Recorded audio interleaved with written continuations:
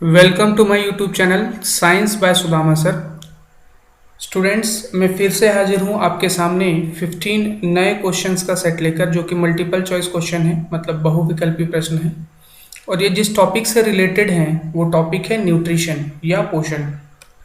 जो स्टूडेंट्स नए इस चैनल से जुड़ रहे हैं और ये वीडियो पहली बार देख रहे हैं, मेरा उनसे अनुरोध है, रिक्वेस्ट है कि उन्होंने यदि चैनल को सब्सक्राइब नहीं किया है तो प्लीज़ चैनल को सब्सक्राइब कर लें। साथ ही बेल आइकन को भी प्रेस कर दें ताकि जो भी नया वीडियो अपलोड होता है उसका नोटिफिकेशन आपको तुरंत मिल सके। तो चलिए डिस्कस करते हैं नेक्स्ट 15 क्वेश्चन का सेट, जो हमारे पोषण या न्यूट्रिशन टॉपिक से रिलेटेड है। स्टूडेंट्स, इससे पहले हमने 15 + 15 मतलब 30 क्वेश्चन डिस्कस कर लिया है। और आज का जो पहला क्वेश्चन है, चलिए डिस्कस करते हैं। When food is given in the stomach और intestine directly then it is dash nutrition.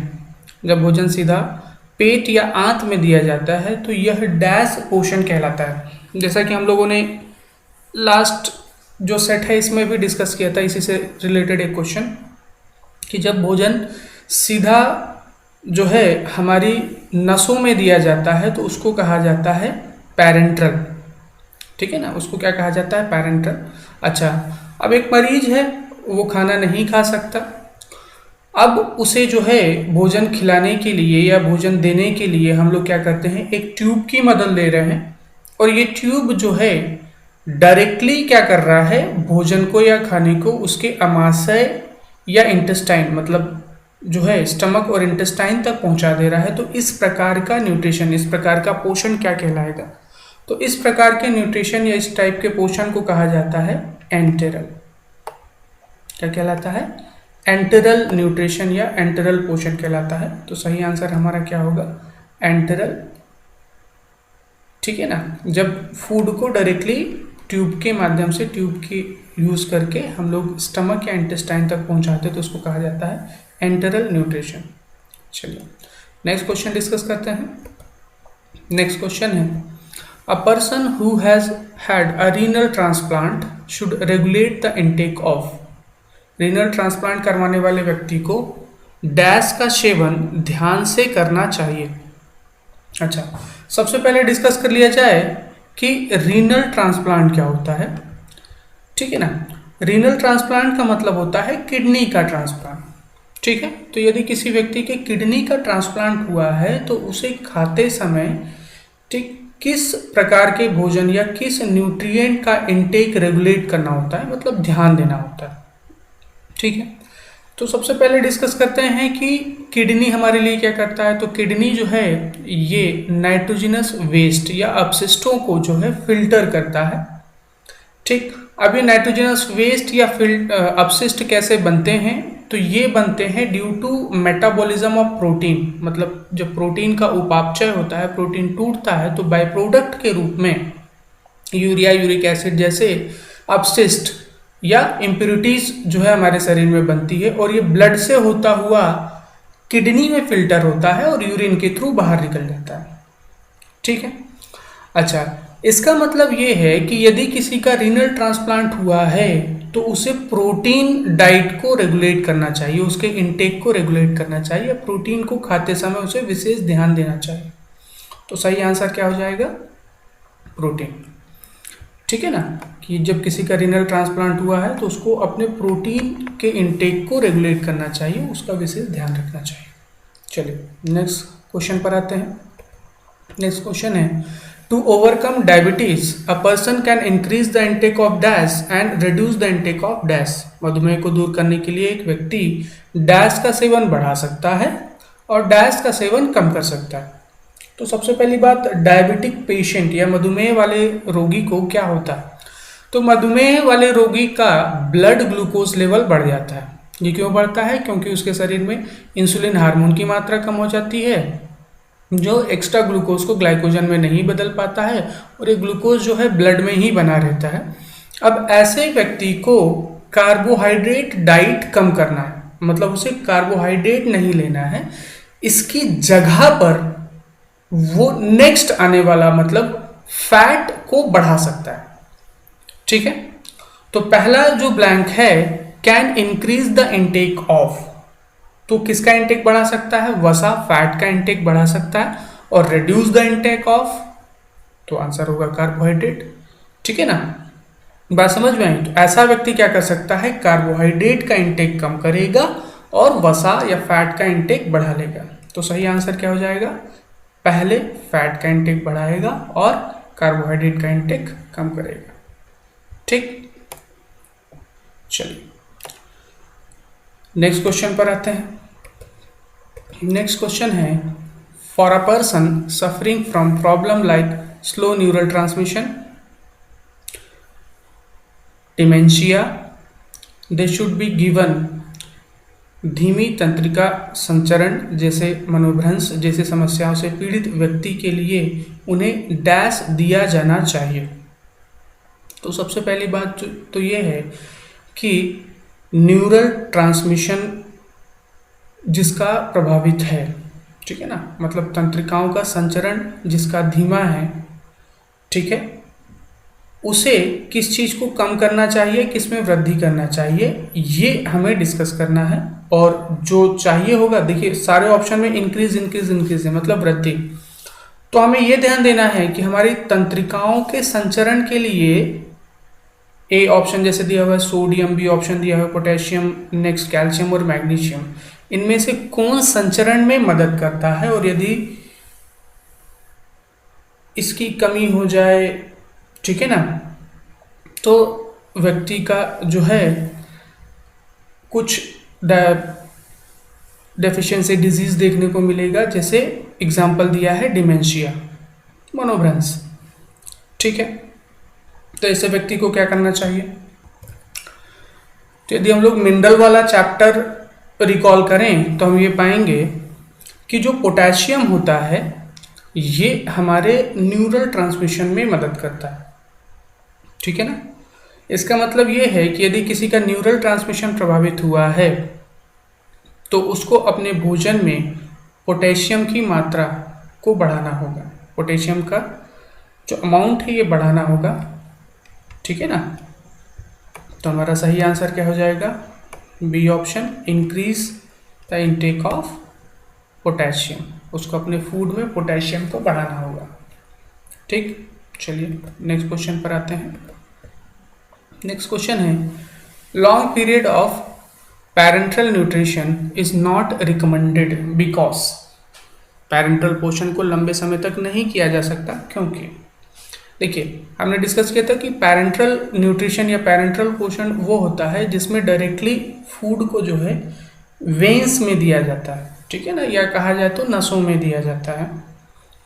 ठीक, अच्छा, अब इससे क्या अफेक्ट होगा या ये लंबे समय तक क्यों नहीं किया जा सकता? ठीक है, तो देखिए इसका जो सही आंसर होगा ये होगा डी ऑप्शन। ठीक है ना, ये क्या है? It causes the GI tract to degenerate, ये जीआई ट्रैक को पतित या डिजनरेट करने का काम करता है। देखिए जीआई ट्रैक या जीआई एक्चुअली क्या होता है? जीआई का फुल फॉर्म होता है ग्लाइसेमिक इंडेक्स। ग्लाइसेमिक इंडेक्स जो है ये हमें ये बताता है कि कोई भी फूड जनरली जो हमें वेन में डायरेक्टली फूड जो दिया जाता है मोस्टली डेक्सट्रोज दिया जाता है, ठीक है ना, या फिर कार्बोहाइड्रेट का ही कोई सोर्स दिया जाता है। ठीक, तो एक्चुअली क्या होता है कि जब हम खाना खाते हैं तो जो भी कार्बोहाइड्रेट डाइजेस्ट करते हैं, ठीक है ना, ये डाइजेस्ट होने के बाद ब्लड में जाकर के ग्लूकोज के रूप में पहुंचता है। ठीक है, तो जीआई या ग्लाइसेमिक इंडेक्स हमें ये बताता है कि कोई भी कार्बोहाइड्रेट सोर्स जो एज अ फूड हम लोग कंज्यूम कर रहे हैं वो हमारे ब्लड ग्लूकोज लेवल को कितना बढ़ाएगा। ठीक है ना, जिसमें हाईएस्ट जो होता है ये डेक्सट्रोज का होता है 104। ठीक है, बात क्लियर है? अब यदि किसी व्यक्ति को लंबे समय तक जो है लंबे समय तक पैरेंटल न्यूट्रिशन पर रखा गया, ठीक है ना, तो उसमें क्या होगा कि उसके ब्लड को या उसकी बॉडी को आदत हो जाएगी इस प्रकार के जीआई की, ग्लाइसेमिक इंडेक्स की। तो उसका जो जीआई ट्रैक है ये क्या हो जाएगा, गड़बड़ा जाएगा, डिजनरेट हो जाएगा। बात समझ में? तो यही इसका सही आंसर है कि इसका जीआई ट्रैक खराब हो जाएगा, जिसको लंबे समय तक पैरेंटल न्यूट्रिशन पर रखा गया। चलिए नेक्स्ट क्वेश्चन पर आते हैं। नेक्स्ट क्वेश्चन है, in case of renal insufficiency what should take in place of protein. ठीक है ना, एक व्यक्ति जो है गुर्दे की कमी के मामले में प्रोटीन के स्थान पर क्या लेना चाहिए। एक व्यक्ति का जिसका किडनी समस्या है, ठीक है ना, गुर्दे में कमी है, उसको जो है प्रोटीन के स्थान पर क्या कंज्यूम करना चाहिए, क्वेश्चन ये पूछना चाह रहा है। तो सबसे बड़ी बात ये है कि देखिए किडनी में प्रॉब्लम कैसे आएगा, जब प्रोटीन टूटेगा, और प्रोटीन टूटने पर हमें क्या मिलता है, तो आंसर है सर प्रोटीन टूटने पर अमीनो एसिड मिलता है, अमीनो अम्ल मिलते हैं।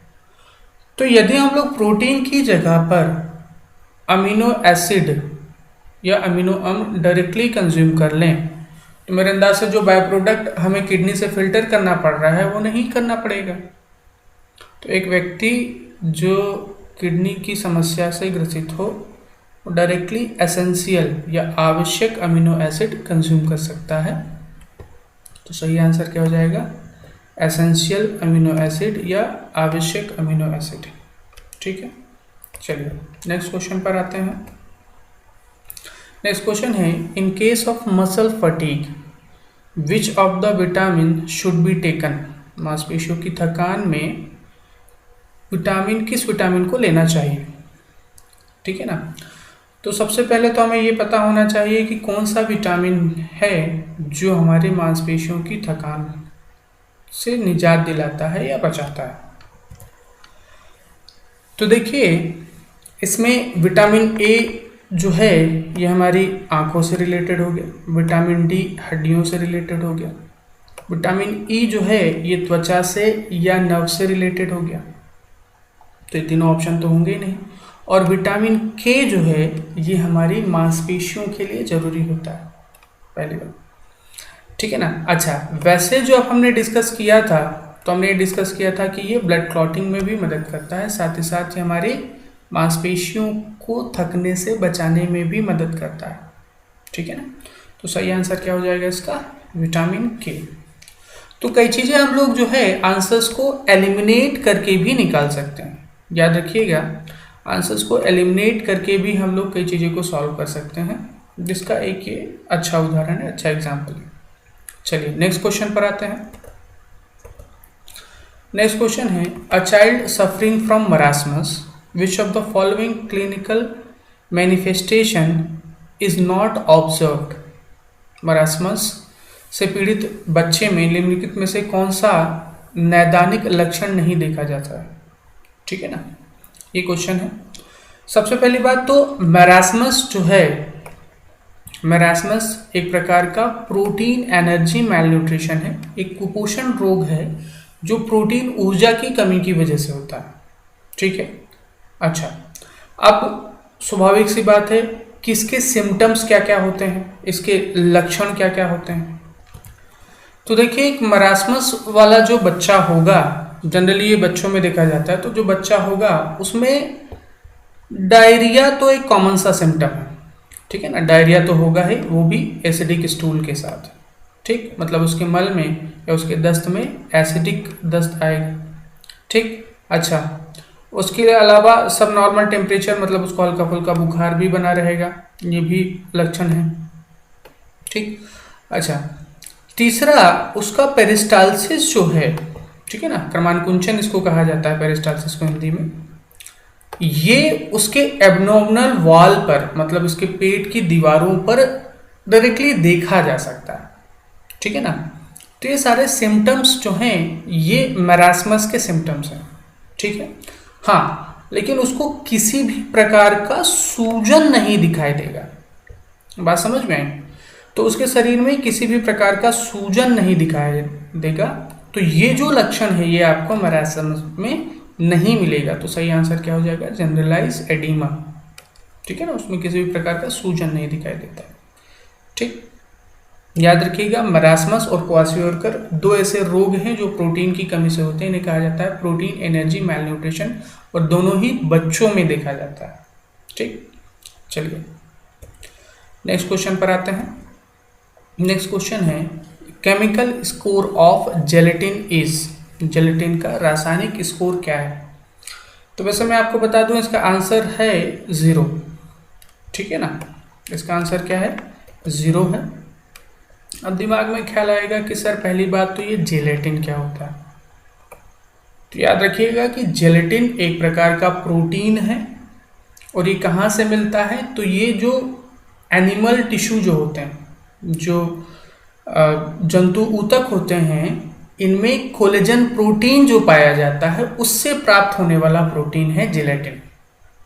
ठीक है, अच्छा दूसरा सर ये केमिकल स्कोर क्या होता है, रासायनिक स्कोर क्या होता है। तो देखिए किसी भी प्रोटीन का, जैसे कार्बोहाइड्रेट के उसमें हमने देखा था कि कार्बोहाइड्रेट जो है उसका जीआई होता है, ग्लाइसेमिक इंडेक्स होता है, वैसे ही किसी भी प्रोटीन का केमिकल स्कोर होता है।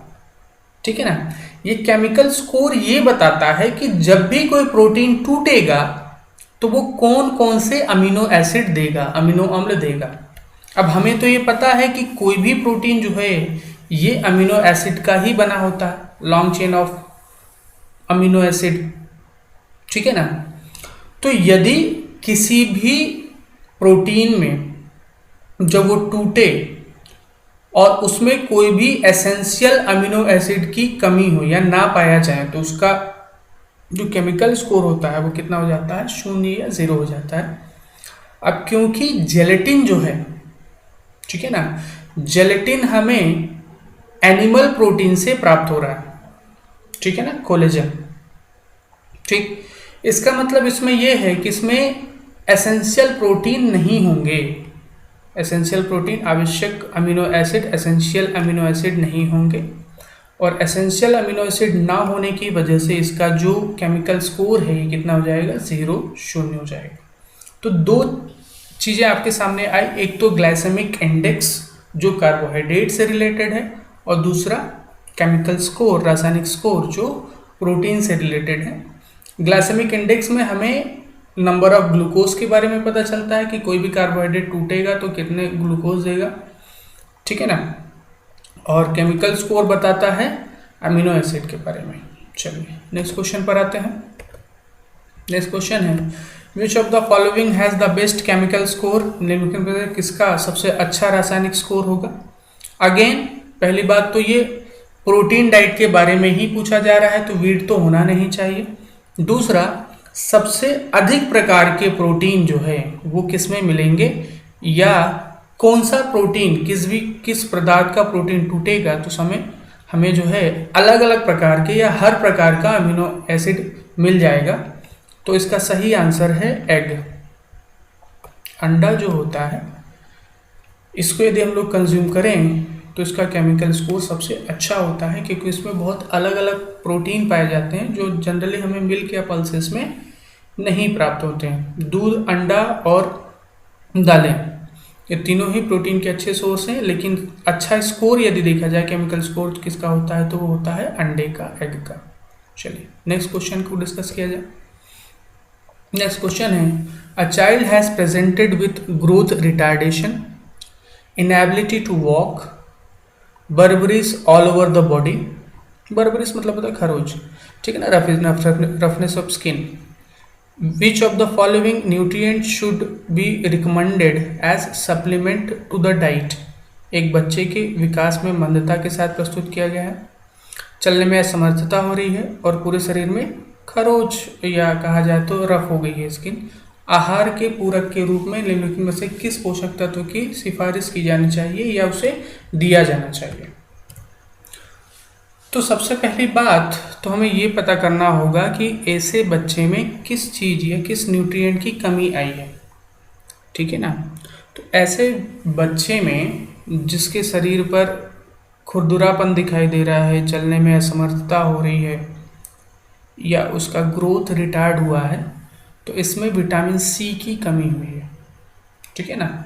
इस बच्चे में क्या हुआ है, विटामिन सी की कमी हुई है, विटामिन सी की डिफिशियंसी हुई है। अच्छा, अब इनमें से ए बी सी डी, इनमें से कौन हमारी विटामिन सी की कमी को पूरा करेगा? तो आंसर है सिट्रस फ्रूट, खट्टे फल जो हैं ये हमारी विटामिन सी की कमी को पूरा कर देंगे। तो सही आंसर क्या हो जाएगा? सिट्रस फ्रूट या खट्टे फल, ठीक है ना। तो ये जो सिम्टम्स ऊपर लिखे हुए हैं, लक्षण लिखे हुए हैं, ये आपको बताते हैं कि ये विटामिन सी की कमी से होने वाले सिम्टम्स हैं। अच्छा, एक शब्द में कहा जाए कौन सा रोग होता है तो आंसर है स्कर्वी, ठीक है। नेक्स्ट क्वेश्चन डिस्कस करते हैं। Camel is a desert animal, ऊंट एक रेगिस्तानी जानवर है, सभी को पता है। That can live without water for many days because, जो कई दिनों तक पानी के बिना रह सकता है क्योंकि, ठीक है ना। बहुत सारी चीज़ें कही जाती हैं ऊंट के बारे में। चलिए तो इस पर चर्चा करते हैं। पहला ऑप्शन है it does not need water, इसे पानी की आवश्यकता नहीं है, ठीक। दूसरा ऑप्शन है water is formed in the body due to oxidation of fat. तीसरा ऑप्शन है it has the water sac in the wall of the lumen of stomach. और चौथा ऑप्शन है ऑल ऑफ द अबव, मतलब इसे पानी की जरूरत नहीं है, पहला। दूसरा, वसा के ऑक्सीकरण के कारण शरीर में पानी बनता है और यह पेट में न्यूमेन की दीवारों में पानी की थैली, और उपरोक्त सभी। देखिए, ऊंट जो होता है इसके पास जो इसका कुबड़ होता है, ठीक है ना, जो ऊपर का बढ़ा हुआ भाग होता है, इसमें जो फैट स्टोर होता है, इसके ऑक्सीडेशन से इसके शरीर में पानी का निर्माण हो जाता है, वाटर का फॉर्मेशन हो जाता है। ये भी बात सही है। दूसरा, इनके जो वॉल्स हैं, स्टमक वॉल्स हैं, इनके ल्यूमेन में जो है पानी की थैलियाँ होती हैं, ठीक। और वहाँ पर भी जो है वाटर सैक होते हैं जहाँ पर पानी स्टोर हो जाता है, ठीक है। इसका मतलब ये है कि ये सारे ABC सारे ऑप्शन सही हैं। तो इसका सही आंसर होगा D, all of the above. एक ऊंट में वसा के ऑक्सीडेशन से वाटर का फॉर्मेशन होता है, साथ ही साथ इनकी जो अमाशय की दीवारें होती हैं, इनके ल्यूमन में वाटर सैक पाए जाते हैं जहाँ पर वाटर स्टोर हो जाता है। तो जनरली ऊंट को पानी की आवश्यकता नहीं होती है, इसलिए वो बहुत दिनों तक बिना पानी पिए रह सकता है, ठीक है। तो सही आंसर है ऑल ऑफ द अबव। चलिए नेक्स्ट क्वेश्चन डिस्कस करते हैं। नेक्स्ट क्वेश्चन है during fasting in what sequence that are following organic compound used up by the body. उपवास के दौरान किस क्रम में निम्नलिखित कार्बनिक यौगिक शरीर द्वारा उपयोग किया जाता है, ठीक है ना। एक व्यक्ति फास्टिंग पर है, उपवास पर है, तो उसके शरीर में कैसे कैसे पोषक तत्वों का यूटिलाइजेशन होगा, कंजप्शन होगा। तो स्वाभाविक सी बात है, हमने डिस्कस किया था, सबसे पहले कार्बोहाइड्रेट डाइजेस्ट हो, मतलब कार्बोहाइड्रेट यूटिलाइज होगा। कार्बोहाइड्रेट के बाद जब कार्बोहाइड्रेट खत्म हो जाएगा तो फैट यूटिलाइज होगा, और फैट खत्म हो जाएगा, वसा खत्म हो जाएगा तो प्रोटीन। तो सही सीक्वेंस क्या होना चाहिए? पहले कार्बोहाइड्रेट, दूसरा फैट और तीसरा प्रोटीन। तो चलिए देखते हैं, फर्स्ट कार्बोहाइड्रेट, सेकंड फैट और लास्ट प्रोटीन। पहला कार्बोहाइड्रेट, अगला वसा और अंतिम प्रोटीन। तो सही आंसर क्या होना चाहिए? ऑप्शन डी, ठीक है ना। ये एक सीक्वेंस है। जनरली क्वेश्चन हमसे यही पूछना चाह रहा था कि पोषक तत्वों का सही सीक्वेंस क्या है बॉडी में यूटिलाइज होने का फॉर एनर्जी, ठीक है ना। चलिए नेक्स्ट क्वेश्चन डिस्कस करते हैं। नेक्स्ट क्वेश्चन है due to the protein deficiency if symptoms like thin limbs, मतलब हाथ पैर का पतला होना, रिटार्डेड ग्रोथ मतलब वृद्धि जो है इसकी कमी होना, बोथ बॉडी एंड ब्रेन, इसके अलावा ओडीमा मतलब सूजन, डायरिया इत्यादि। Develop the disease is called. एक जो है कोई बच्चा है, मान लीजिए, उस बच्चे में जो है प्रोटीन की कमी हो गई है, और प्रोटीन की कमी की वजह से जो लक्षण दिखे जा रहे हैं वो लक्षण है हाथ पैर का पतला होना, ठीक है, जो है रिटार्डेड ग्रोथ मतलब उसकी बॉडी का भी विकास कम होना, ब्रेन का विकास कम होना, सूजन आना और दस्त लगना। ठीक है ना। तो मरासमस में हमने डिस्कस किया था कि इसमें सूजन नहीं आएगा और डीमा नहीं आएगा, और इसमें डीमा दिया हुआ है। तो हमें वो खोजना है जो प्रोटीन की कमी से होता है, पेलेग्रा, विटामिन B3 की कमी से होता है, मेगलोब्लास्टिक एनीमिया B9 की कमी से होता है, तो क्वाशियोरकर। ठीक है ना। क्वाशियोरकर रोग के ये लक्षण हैं जो छोटे बच्चों में प्रोटीन की कमी से होता है। तो सही आंसर क्या हो जाएगा? ये लक्षण किसके हैं? क्वाशियोरकर। इसको आप नोट डाउन कर लीजिएगा। ठीक है ना। चलिए नेक्स्ट क्वेश्चन डिस्कस करते हैं। नेक्स्ट क्वेश्चन है द इम्बैलेंस ऑफ इलेक्ट्रोलाइट्स में लीड्स टू। इलेक्ट्रोलाइट के असंतुलन के कारण हो सकता है।